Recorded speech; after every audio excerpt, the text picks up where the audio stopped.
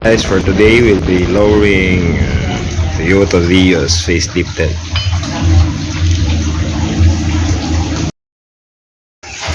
So guys, mag fender gap check muna tayo. He's using 205 45/17s walkway C28. Front luwag yung 3, sikip naman yung 4. So para sa akin 3.5 front driver side or left side. Then yung rear luwag din yung 3, sikip yung 4, pero parang mas mababa eh. So 3.5 na rin natin. So 3.5 kabilang side sa right. Ayan, kasi hindi nga pababa kasi yung parking nito, hindi siya level para sa drain. So dito medyo pasok yung 4, pero consider 3.5 pa rin dahil hindi naman nga ganun ka level. Ayan, sikip yung 4, hindi siya talaga 4. Ito na nga yung 3. So 3.5 all around. So install. So guys, yung stock spring sa likod meron ding rubber stopper kasi nga yung offset niya is plus 35 17 by 7.5 yung max.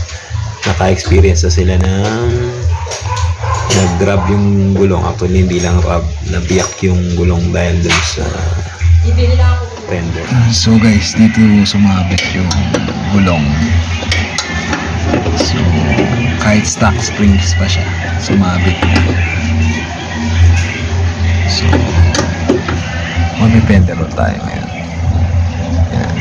So yan guys, ang specs ng mags niya 17 by 7.5 80-35 205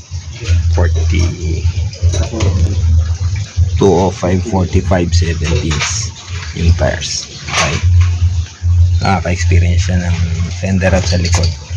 Mamaya pakita namin yung picture kung ano nangyari doon sa previous na gulong niya.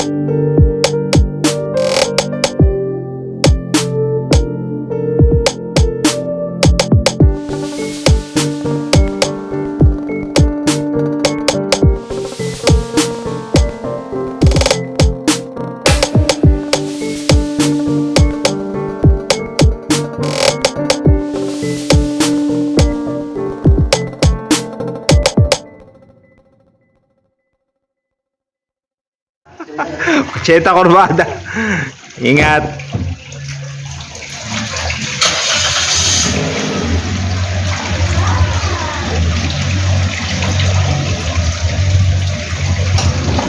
Okay.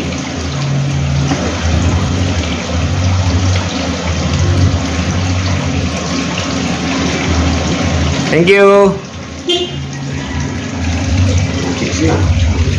Chicks na.